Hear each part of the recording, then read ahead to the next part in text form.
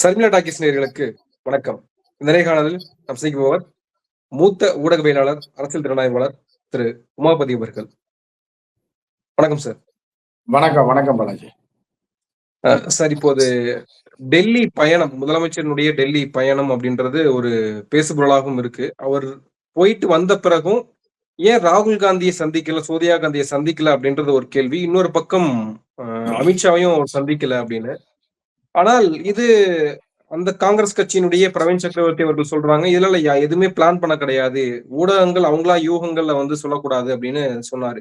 ஆனால் இது உண்மையாகவே ராகுல் காந்தி இல்ல டெல்லி தலைமை, காங்கிரஸ் தலைமை அதிருப்தியில் இருக்காங்க விஜயின் மீது.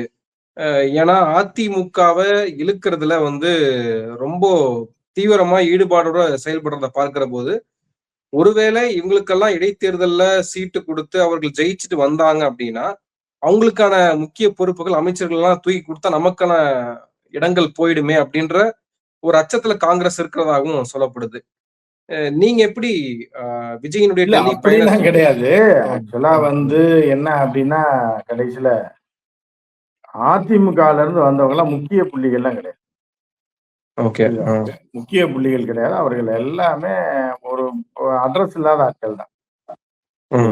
முக்கியமான ஆட்கள் எல்லாம் வரல, மீண்டும் போய் அதிமுகல சேர்ந்துட்டாங்க. முக்கியமான ஆட்கள் எல்லாம் பதவி கேட்டவர்கள், முக்கிய பதவி கேட்டவர்கள், அவர்கள் எல்லாமே இப்ப இந்த இதுல கவுண்டர் பண்ணி சொல்றாங்க, முக்கிய புள்ளிகள்லாம் தலைமறைவாமே அப்படின்ற மாதிரி முக்கிய புள்ளிகள்லாம் தலைமறைவாகவே ஓடிட்டாங்க. அதாவது எவ்வளவு பெரிய துரோக செயல் அப்படின்னா, நீங்க சி.வி. சண்முகம் ஒரு தன்மானம் உள்ள மனிதன். அவர் இன்னைக்கு வரைக்கும் எடப்பாடியார் மூஞ்சில முழிக்கிறதுக்கு யோசிக்கிறார். ஏன்னா கழுவி ஊத்தியாச்சு, அவர் சொன்னது பூராமே கரெக்ட். திமுகவோட கூட்டணி போட்டு ஆட்சி அமைக்கிறதுக்கு திமுக அவர்களை பயன்படுத்தி இருக்கலாம். ஆனா என்ன அப்படின்னு பாத்தீங்கன்னா, திமுக அதிமுக அரசியல் எப்படின்னா, திமுகவுக்கு ஜென்ம விரோதி இது அதிமுக, அதிமுகவுக்கு திமுகன்ற இந்த 40 ஆண்டு கால அரசியல் போச்சு. இதுல அந்த கட்சியுடைய கூட்டணி சேர்ந்து விஜய் எதுக்குத்தா என்ன ஆகும் அப்படின்னா, விஜய் ஒரு பெரிய ஆள் மாதிரி, இவங்க 2 பேரும் டம்மி பீஸ் ஆயிடுவாங்க. அடுத்த எலெக்ஷன்ல 2 பேரும் சேர்ந்து கூட்டணி அமைச்சு தான் நிக்க வேண்டியிருக்கும். இல்லைன்னா விஜய் வீழ்த்தவே முடியாது. ரைட்டா?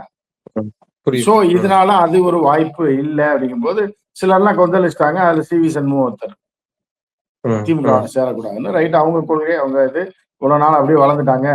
அவரு சில இடத்துல தெரிஞ்சவங்க சொல்லியிருக்காரு, என் வீட்லயே நீ சிற்ப கல்வி அடிப்பாங்க, அசிங்கமா பேசுவாங்க. அது உண்மைதான். அவரு ஒரு தன்மானம் உள்ள மனுஷன். ஆனா அந்த கொங்கு பெல்ட்ல உள்ள சில பேர்லாம் எப்படின்னா, சூழ்நிலைக்கு ஏற்ற மாதிரி ஒரு எப்படின்னா, முதல்லயே நாங்க யோசிச்சோம். என்ன யோசிச்சோம் அப்படின்னா, எடப்பாடியார்ட்டே நான் தான் அடுத்த பொதுச் செயலாளர்ன்ற ரேஞ்சுக்கு பேசிக்கிட்டு இருந்த வேலுமணி, இவரை தள்ளி விடுறார மாவு மிஷினுக்குள்ள அப்படிங்கும் போதே யோசிச்சோம். புரியுதா உங்களுக்கு?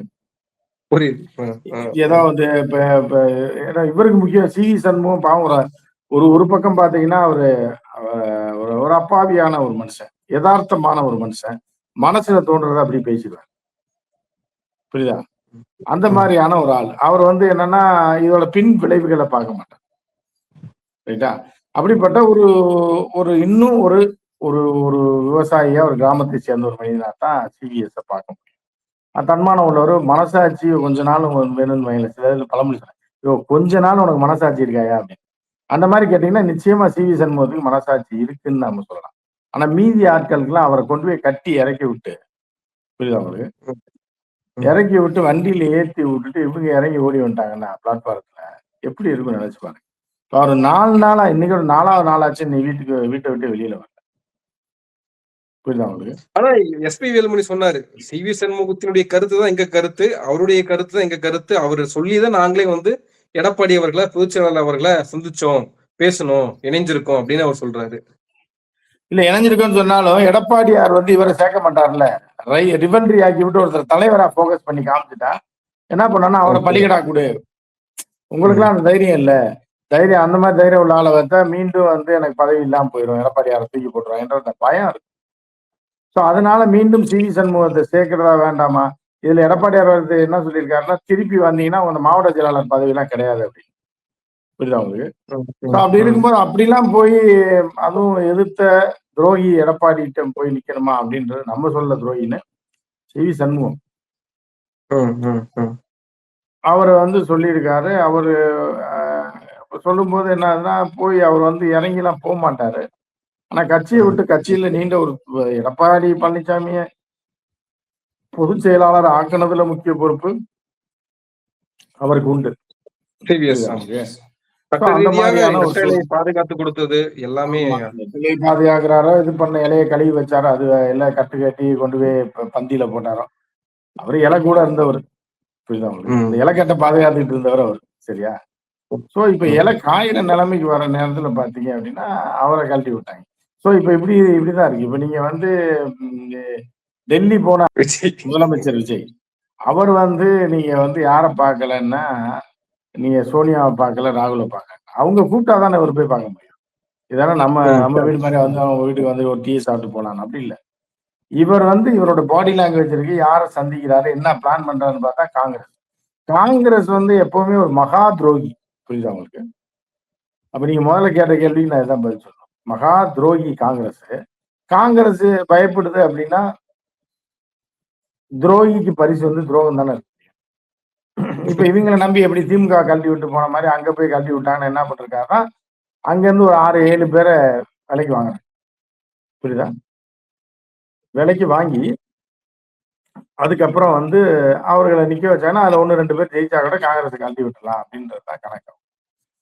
இப்ப தாவேகாவுடைய நிலை என்ன அப்படின்னு பாத்தீங்கன்னா, அந்த 10ஆத 18 பேரையும் எங்கேயாவது விலைக்கு வாங்கி தாவேகா எம்எல்ஏக்களா மாற்றி மெஜாரிட்டி ஆகணும்ன்றது அவருடைய கனவு. ஆனா அதை எடப்பாடியார் உள்ள புகுந்து தடுத்துட்டார். புரியுதா? ஆனா இதுல அதனாலதான் விஜயபாஸ்கரும் இடையில ஒரு விளையாட்டு பண்ணிட்டு இருக்காரு. அவர் வந்து திடீர்னு திமுகவுக்கு போக போறாரா, தாவேகாவுக்கு போக போறாரா, 2 பக்கமும் பேசிட்டு இருக்காரு அப்படின்லாம் செய்திகள் வந்துட்டு இருக்கு. இல்ல அவங்க எல்லாமே என்ன பண்றாங்கன்னா, திமுகவுக்கு போவாரான்னு சொல்ல முடியாது. போனாலும் போலாம். ஏன்னா அரசியல் எது வேணாலும் நடக்கலாம். இல்ல தாவேகாக்கு போனாலும் இருக்கு. ஆனா தாவேகாக்கு போனா வீணா போயிருவாரு அவரு. ஏன்னா அவர்கள்ட்ட யார்கிட்ட பேசுறதுன்னே தெரியாத மாதிரியான ஒரு சூழல் தான் இருக்கு. இந்த கட்சியில வந்து நீங்க போய் ஒரு சீனியர்லாம் இருந்து ஓட்டுறதுன்னா, மாணவியம் ரோசா அந்த மாதிரி கவலை இல்லை அப்படின்றவங்க போலாம். மித்தபடி போயில முன்னாடியே போயிருக்கணும். ஜெயிக்கிறதுக்கு முன்னாடி போயிருக்கணும். இப்ப போனா அவங்க கை ஓங்கி இருக்கும்போது பெரிய ரெஸ்பான்ஸ் இருக்குமான்னு தெரியல. விஜயபாஸ்கர் கூட என்ன பண்றாருன்னா, எடப்பாடியார்ட்ட போய் பணிஞ்சு போவாங்க. ஏன்னா கொஞ்சம் தன்மானம் இருக்கக்கூடிய ஆட்கள். விஜயபாஸ்கரா இருந்தாலும் சரி, சண்முகமா சிவி சண்முகமா இருந்தாலும் சரி. ஆனா கொஞ்சம் தன்மானம் உள்ளவங்க. அவங்க என்ன பண்ணுவாங்கன்னா, பார்க்கலாம் வேற எதுலயா போகல அரசியல் விட்டே கூட போயிடலான்ற மாதிரியான ஆட்கள் தான். சோ ஏன்னா இன்னைக்கு கூட அவர் சொல்லியிருக்காரு, நான் கல்யாணத்துக்கு போறேன். எனக்கு தொகுதியும் மக்களும் தான் முக்கியம். அப்ப எடப்பாடியும் அதிமுக முக்கியம் இல்லையா அப்படின்னு கேட்டா பதில் சொல்ல மாட்டார். புரியுதா உங்களுக்கு? சோ அந்த மாதிரிதான் போயிட்டு இருக்கு. அது இப்ப ஏடிஎம்கே முடிஞ்ச கதை. ஏடிஎம்கே வந்து ஏற்கனவே அது முடிஞ்சு போச்சு.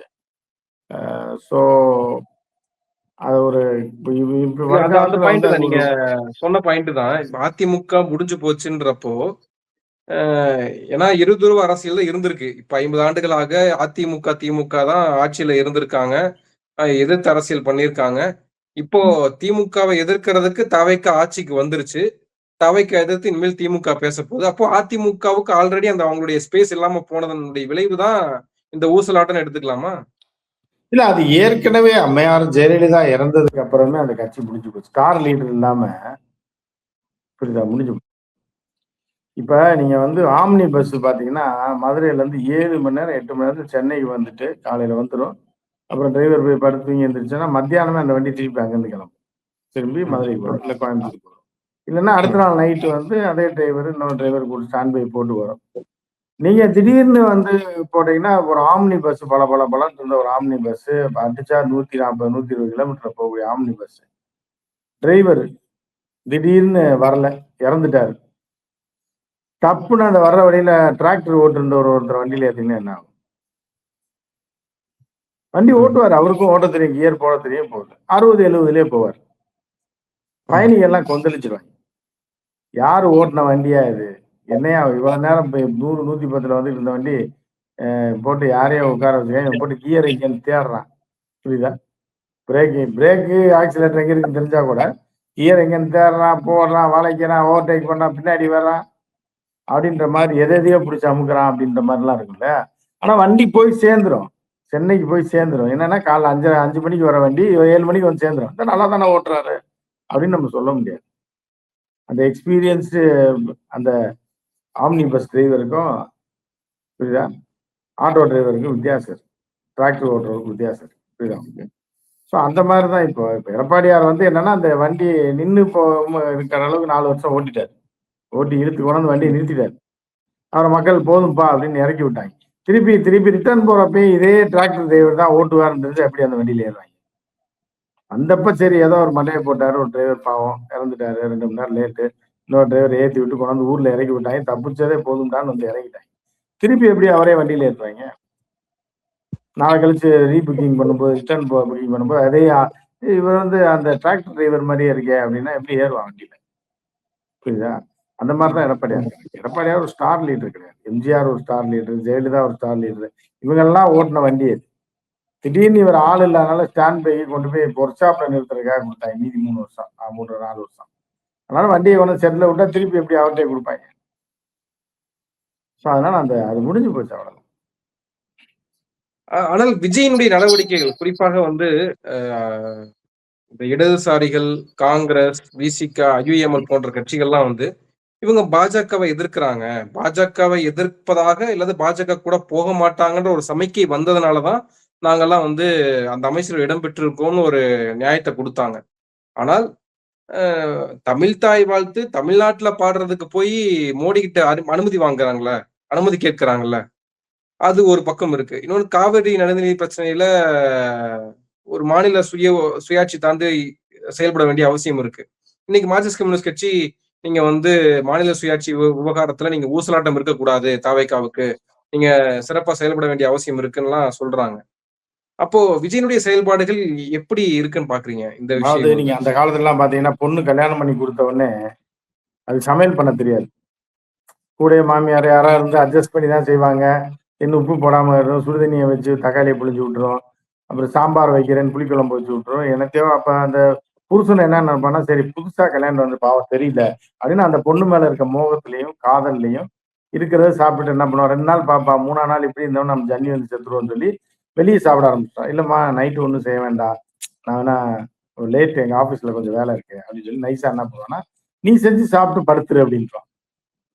அதுக்கு என்ன அர்த்தம் அப்படின்னா, கிரையாம நீயே செஞ்சு நீயே சாப்பிட்டு கேடு கேட்ட போ, நான் வெளியில சாப்பிட்டுக்கிறேன்னு அர்த்தம். அப்ப அவன் பொறுத்து பார்ப்பான்.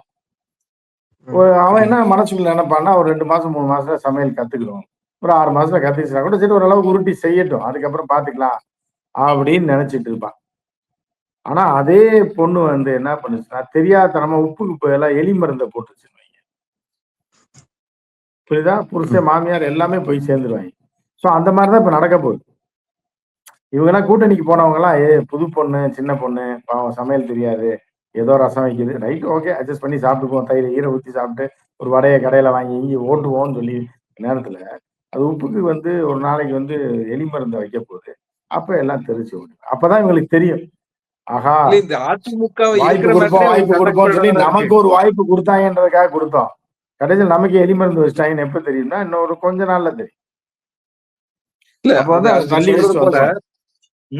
அதிமுகவை இழுக்கிறத பார்க்கும்போது தானே அவங்களுக்கு ஒரு ஜர்க்கு. அது யாரெல்லாம் போய் சேர்ந்தாங்களோ அவங்களுக்கு எல்லாம் ஒரு ஜர்க்கு வராது. அதிமுக அவங்களும் வந்து இவங்க அதாவது யாருமே யாரையும் நம்பகத்தன்மையாத ஆட்கள் தான். திமுக கூட்டணியில இருந்து இவங்க இங்க வர்றவங்க நாளைக்கு வேற யாராவது கூப்பிட்டாங்கன்னு போயிட்டாங்கன்னா போக மாட்டாங்கன்னு என்ன நிச்சயம்? புரியுதா உங்களுக்கு? பாஜக எதிரின்னு சொல்லிட்டு கடைசியில மறைமுகமா பாஜகவுடைய கூட்டணி போட்ட மாதிரி இப்ப இது பண்ணிட்டு அவங்களோட பிளான் அதான். பாஜக நாங்க நேரடியா வந்தா, அதாவது இந்த கதை என்னன்னா, சப்பானி நான் கூப்பிட்டா வரமாட்டான், நீ கூப்பிடுன்னு 16 வயதுல படம் பாத்தீங்கன்னா தெரியும், பாரதி ராஜாவோட முதல் படம். அதுல வந்து பரட்டை கூப்பிடுவான், சப்பானி சப்பானி வா அப்படின்னு, வரமாட்டேன். டாக்டர் நான் கூப்பிட்டா வரமாட்டான், நீங்க கூப்பிடுங்கன்னு. சப்பானி வந்து சப்புன்னு அரைஞ்சிடும், அது வேற விஷயம். ஆனா டாக்டர் கூப்பிட்டோன்னே சப்பானி வந்துருவான். ஸோ அதெல்லாம் மறைமுகமான ஒரு சீன் தான். இதெல்லாம் திரைப்படத்துல நம்ம 20-30 வருஷத்துக்கு முன்னாடி வந்து தமிழ் படத்துல. அதனால பிஜேபிக்காரன் என்ன பண்ணுவாங்க, நான் கூப்பிட்டா வரமாட்டாங்க, நமக்கு எதிரின்னு வாங்க, கொள்கை எதிரின்னு வாங்க. நீ வந்து நான் உனக்கு காசு தரேன், நீ கட்சி ஆரம்பிச்சு உனக்கு நான் பாதுகாக்கிறேன், நீ எத்தனை பேர் ஆகணும்னாலும் இது பண்ணிட்டு வா, நான் உன் மேல வழக்கு போடாம உனக்கு ஒரே சின்னம் இதெல்லாம் கொடுத்து உன்னை வளர்த்து விடுறேன், சரியா? நீ கூப்பிட்டேன்னா அவங்க வந்துருவாங்க. அப்படியே வச்சு ஆட்சி நடத்திட்டு இருக்கு. அப்ப அந்த எதிர் கும்பலை பூராத்தையும் ஒன்னா போட்டு ஓட்ட அரைச்சிருவோம். நாங்க இந்த பக்கம் கேம் ஆடிக்கிறோம்ன்றதுதான் அவரோட பிளான். ஸோ ஆனா அதே நேரத்துல இவங்க செய்யறதும் தப்புன்னு சொல்ல முடியாது. ரொம்ப நாள் ஆட்சியில இல்ல, கட்சியை நடத்தணும், ஒரு அமைச்சர் பதவி தரேன்றாப்புல. சரி ரைட்டு அப்படின்ற மாதிரி, சரி கட்சியை வளர்க்கலாம்ல, ஒரு 4 இதுக்கு நல்லது செய்யலாம் அப்படின்ற மாதிரி கூட பண்ணியிருக்கலாம். ஸோ எது எப்படியோ போய் சேர்ந்துட்டாங்க. இனி என்ன பண்றது? விஜய் வந்து நடிகரா இருக்கும்போது நம்ம கேள்வி கேட்க வேண்டிய அவசியம் இல்ல. ஆனா முதலமைச்சரா வந்துட்டாரு. இப்ப டெல்லியில கூட வந்து எல்லா பத்திரிக்கையாளர்களும் வந்து சரி சார் வந்து பேசுங்க சார்.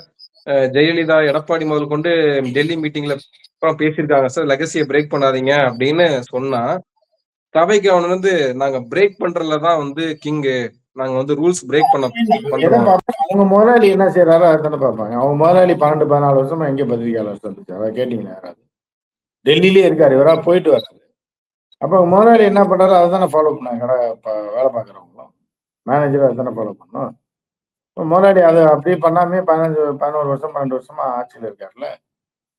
அப்புறம் இவரை ஏன் கொடுக்கணும்? இவரை ஏன் நீங்க போய் நோண்டுறீங்க? முதலாளியை மேல கேளுங்க, பெரிய முதலாளியை கேளுங்க. அவருக்கு கொடுக்கல, அப்புறம் இவர் எப்படி கொடுப்பாரு? ராகுலுக்கு வேலை இல்லை, ஊர் ஊரா சுத்திட்டு இருக்காப்புல, ஏதோ பேட்டி கொடுப்பாரு. இப்ப அவரு பெரிய ஆளு, அவரு இப்ப மோடிஜி கொடுத்துருக்காரு பேட்டி. அப்புறம் இவரை மட்டும் கேட்குறீங்க. டெல்லி பத்திரிகை வந்து என்னன்னா ஒரு கண்ணுல சுண்ணாம்பு ஒரு கண்ணுல வெண்ணெய் வைக்கிற மாதிரி இருந்தாங்க. அந்த மாதிரி பண்ணிட்டு இருந்தாங்க. இது கண்டிக்கத்தக்க. பத்திரிகையாளரே நம்ம கண்டிக்கிறோம். எப்படி இவரை போய் கேட்கலாம்? அவரை கேட்டீங்களா நீங்க? அப்படின்னு ஒரு கேள்வி இருக்குல்ல.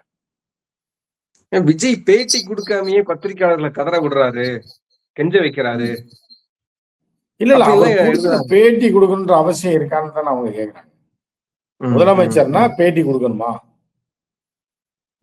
அப்படின்றதுக்கு யார்ட்டையும் பதில் இல்லையே. சட்டத்துல அந்த மாதிரி இருக்கா? இல்ல உச்ச நீதிமன்றம், உயர் நீதிமன்றம் சொல்லியிருக்கா? முதலமைச்சர் ஆனா வாரத்துக்கு ஒரு நாள் பேட்டி கொடுக்கணும்னு ஏதாவது சொல்லியிருக்கா? அப்படி ஒன்றும் இல்லையே. அவ்வளவுதான். இந்த நம்ம அமைச்சர் கீர்த்தனாலாம் வந்து அழைப்பு கொடுக்குறாங்க. நீங்க எடுத்து போட்டுக்கலாம். அவங்களுக்கு ரைட்ஸ் எல்லாம் கிளைம் பண்ண மாட்டாங்க. தொழில்துறைக்கு அழைப்பு கொடுக்குறாங்களே வாட்ஸ்அப்ல. அடுத்து டிக்டாக் அலோவ் பண்ணாங்கன்னா அதை டான்ஸ் ஆடி அழைப்பு கொடுப்பாங்க ட்ரம்ப்புக்கெல்லாம். வாங்க மச்சான் வாங்க, வந்த வழியை பார்த்து போங்க ஆடினாங்கன்னா, அவர் யாரோ அழகா அந்த பொண்ணு ஆடுதுன்னு யாரோ ஒருத்தர், கீர்த்தனா சொல்ல, ஆடும்போது அதை டக்குன்னு பார்க்கும்போது அதில் விளம்பரம் போடுவாங்க. கோபால் பல்பொடி அப்படின்னு போடுவாங்கல்ல, அந்த மாதிரி போட்டு வாருங்கள் முதலீடு செய்ய, வாருங்கள் வாருங்கள். இந்த எக்ஸிபிஷன்ல எல்லாம் போடுவாங்க, அப்பளம் வைக்கிறாங்க. வாருங்கள் வாருங்கள் என்று உங்களை அழைக்கிறோம் அப்படின்ற மாதிரி அதுல போட்டு அப்புறம் டான்ஸ் அப்படி போவாங்க. அதை பார்த்து 4 பேர் வந்தா சந்தோஷம் தானே தமிழ்நாட்டுக்கு, தொழில்துறைக்கு. ஆனா சில அமைச்சரின் நடவடிக்கை எல்லாம் வந்து பாராட்டத்தக்கதா இருக்குன்னு சொல்றாங்க. குறிப்பா வந்து கனிம வளத்துறையை சார்ந்து நிறைய குவாரிகள்லாம் நாங்க மூடிட்டோம்னு சொல்றாங்க. இன்னைக்கு அறநிலைத்துறை சார்பா ரமேஷ் போய் ஆய்வு பண்ணதுல அர்ச்சகர்கள்லாம் வந்து ரூ. 4000 லஞ்ச பணம் வாங்கியிருக்காங்க. அவங்க மீது நடவடிக்கை எடுக்கப்பட்டிருக்கெல்லாம் சொல்றாங்க. இப்படியும் சில பேர் செய்யறாங்க இல்லையா? கொள்ளையர்களின் கூடாரமா தான் இருக்கு சில கோயில்கள்லாம். கொள்ளையர்கள் கூடாரமா தான் இருக்கு. போன ஆட்சியிலே ஒன்னும் ஒரு ஆணியும் புடுங்கல. யாரு? நம்ம நம்ம யாரு சேகர் பாபு. பழைய அமைச்சர் சேகர் பாபு ஒரு ஆணியும் புடுங்கல. அந்த ஆணிலாம் அப்படியே இருக்கட்டும்னு விட்டாங்க.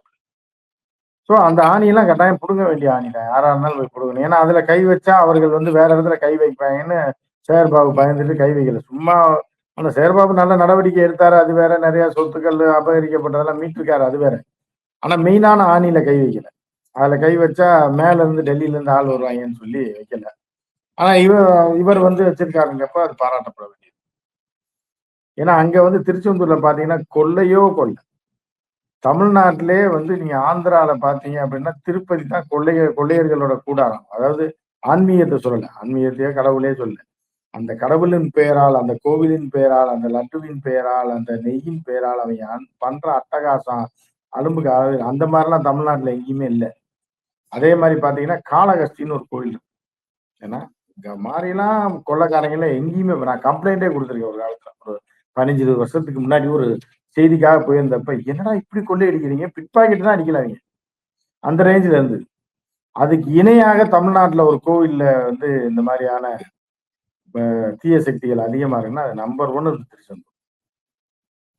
ஸோ அது நடவடிக்கை எடுக்கின்றது உண்மைதான். நடவடிக்கை எடுத்தாரான்னு தெரியல. அவர்கிட்ட 4000 போட்டிருக்காங்க. அவங்களுக்கு அதெல்லாம் கிடையாது. 4000 யாரு அமைச்சர் கொடுத்தாருன்னா யாரு கொடுத்தாரு? புரியுதா அவங்களுக்கு? அவங்க என்ன பண்ணுவாங்கன்னா டிப்ஸ் கொடுக்குறாங்கன்னு நினைச்சு வாங்கிறான். அப்படிதான் அவங்க கோயிலை கூறு போட்டு வித்துக்கிட்டு இருக்காங்க தினந்தோறும். எதை? திருச்செந்தூர் கோயிலெல்லாம். ஸோ இவர் நடவடிக்கை எடுத்தா சந்தோஷம். வேணா என்ன பண்றாங்கன்னு பாக்க. இன்னொரு பக்கம் சட்ட ஒழுங்கு பிரச்சனைகளும் இருக்கிறத பார்க்கிறோம். நிறைய சட்ட ஒழுங்கு ஐயோ இது மாதிரி இருக்கு. பாகிஸ்தான் கொட்டா சிட்டி மாதிரி இருக்குது சென்னை.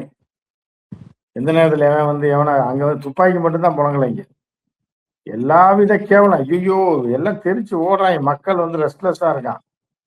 நீ பாத்தீங்க அப்படின்னா இந்த பக்கம் ஓடுறாங்க, இங்க ஓடுறாங்க, எவனையே போட்டு அடிக்கிறான். போலீஸ் இங்க போகுது, அங்க போகுது. ஒரு இடத்துல போராட்டம்ன்றாங்க, ஒரு இடத்துல கரண்ட் இல்ல, ஒரு இடத்துல தண்ணி வரலன்றாங்க. அதாவது தமிழ்நாடே ஒரு ரெஸ்ட்லெஸ்ஸா இருக்கு. பார்த்தாலே தெரியும், செய்திகள்ல பார்த்தாலே தெரியும். அப்ப இவர்களுக்கு தெரியாதவர்கள் வந்து அரசாங்கம் நீங்க வந்து அவ்வளவு சீக்கிரம் விமர்சனங்களை முன்வைக்க கூடாது. ஒரு 6 மாசம், ஒரு 3 மாசம் பொறுத்து எல்லாம் போய் சேர்ந்துருவாங்க. 6 மாசம் எல்லாம் முடிச்சு போயிடும். அப்புறம் விமர்சனம் நீங்க பண்ணா என்ன பண்றதுக்கு முதல்ல நீங்க உயிரோட இருந்தா தானே பண்ணுவீங்க. விமர்சனம் வந்து பண்ணக்கூடாது அப்படிங்கும் போது அதுக்குள்ள எல்லாத்தையும் முடிச்சுட்டு போயிடுவாங்க. போலீஸ் வந்து இந்த தெருவுக்குள்ள ஒரு மாசம் ஒரு வாரம் மட்டும் வராம இருங்க அப்படின்னு சொன்னா என்ன? அந்த மாதிரிதான் அவங்க கேட்கறது. ஸோ வந்து ஒரு வாரத்துல ஆட்டையை முடிச்சுட்டு போயிடுவாங்க எல்லாத்தையும். ஆனா சிங்கப்பெண் படை உருவாக்கப்பட்டுச்சு. இன்னைக்கு நிகழ்ச்சி ஆரம்பிக்கிறதா இருந்துச்சு. ஆனால் அவர் வந்து உருவாக்குறீங்களா? சிங்கப்பெண்ணும் ஏதோ ஒரு பெண்ணை ஆரம்பிக்கிறாங்க. வேற நம்ம சொன்னோம்னா அது வேற தப்பா போயிடும். கலர் யூனிஃபார்ம் மட்டும் மாத்தி விட்டீங்கன்னா உடனே அவங்க போய் பிடிச்சிருவாங்களா குற்றவாளிய? காக்கி சட்டைக்கு பதிலாக சிங்கப்பெண்ணுக்கு வந்து ப்ளூ சட்டை இல்லை, சிங்க அந்த புலி ட்ரெஸ் எல்லாம் இருப்பாங்களா, அந்த மாதிரி புலி ட்ரெஸ் கூட கொடுக்கலாம். புரியுதா உங்களுக்கு? புலி ஆட்டம் பார்த்துருக்கீங்களா ரோட்ல? அந்த மாதிரி புலி வேஷம் கூட 4 பேர் பயப்படுவாங்கல்ல குற்றவாளிகள். அப்படி ட்ரெஸ் கூட கொடுக்கலாம். கொடுத்தாலும் குற்றங்கள் குறையுதான்றத பார்க்கணுமே தவிர புலி ட்ரெஸ் போட்டு வந்தாங்களா இல்ல பூனை ட்ரெஸ் போட்டு வந்தாங்கன்ற பிரச்சனை கிடையாது. ப்ளூ ட்ரெஸ் போட்டு வந்தாங்க. முதல்ல குற்றத்தை குறைக்கிறதுக்கு என்ன பண்ணிருக்கீங்க அதுதான் பார்க்கணும். இது எல்லாமே சினிமா பாணிங்க. அட்ராக்ஷனா இருக்கணும், கேமரா ஆங்கிளுக்கு நல்லா இருக்கணும், போட்டோகிராஃபிக்கு நல்லா லுக்கா இருக்கணும்ன்ற மாதிரி போலீஸை மாத்துறாங்க. புரியுதா உங்களுக்கு? அது பிரயோஜனம் கிடையாது. கடைசியில் அவுட்புட் என்ன இருக்கு? அவன் இப்ப இது பண்ணிட்டு தானே இருக்கான். நன்றி. நிறைய விஷயங்களை பகிர்ந்திருக்கீங்க. உங்க நேரத்துக்கு மிக்க நன்றி. நன்றி.